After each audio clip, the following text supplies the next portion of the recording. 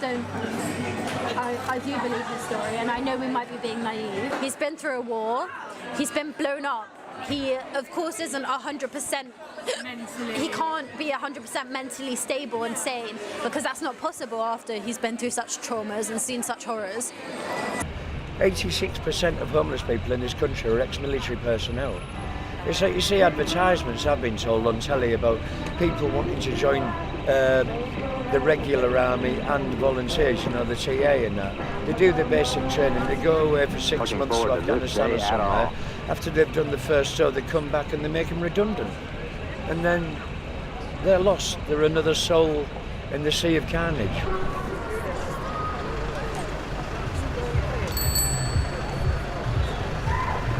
Hello, I'm Richard. Yeah, when I was born in the 60s, I was born and registered as a heroin baby. I was 16 in 81. Well, it was just coming into 82. I signed up for the army, British Army, and became one of Thatcher's boot boys. And I did my basic training, and in 1982 I went to the Falkland Islands. My first ever campaign conflict for the British Army. I passed my Masters in Law. I studied law, I sociology and psychology, so therefore I could help people in those positions.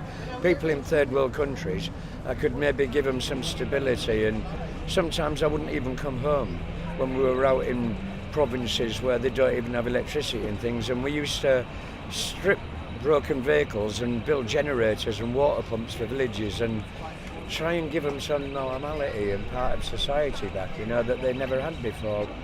As time went on and years went on, I'd served in the Cold War, Russia against Afghanistan, through Egypt, Jordan, all sorts of places, you know, throughout the Cold War, and then in the 90s, in 91 in Desert Storm.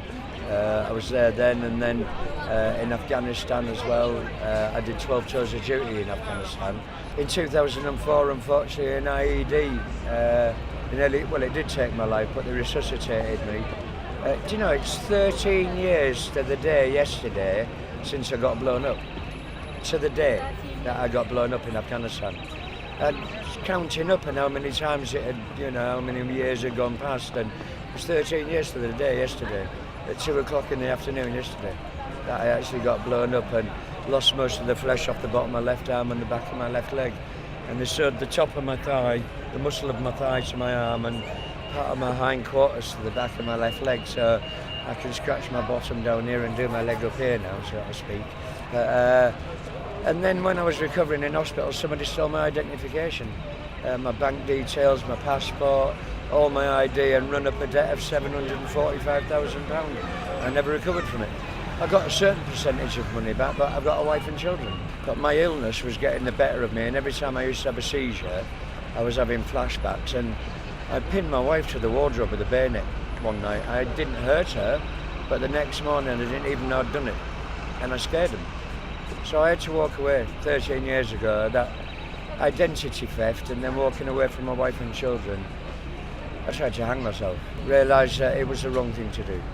And so therefore, I ended up homeless, and I still am, to a degree, homeless. He said, you give your life to the country and they won't even give you a life, and we're like, that's our argument, you know.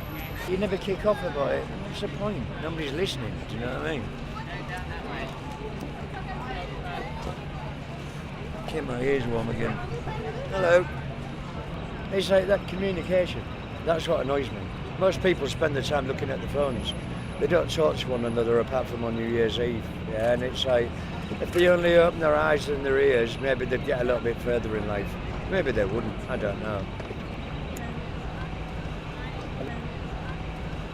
And I hope it helps. Well, that went down the wrong way.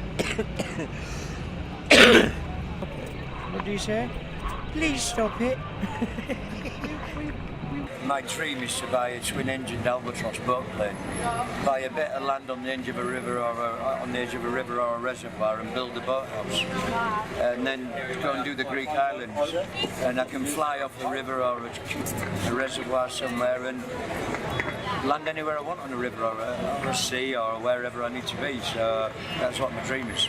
Yeah, but take people for free. Yeah, people who haven't had a holiday for years, take them with me and bring them back in one piece. Got a long way to go yet.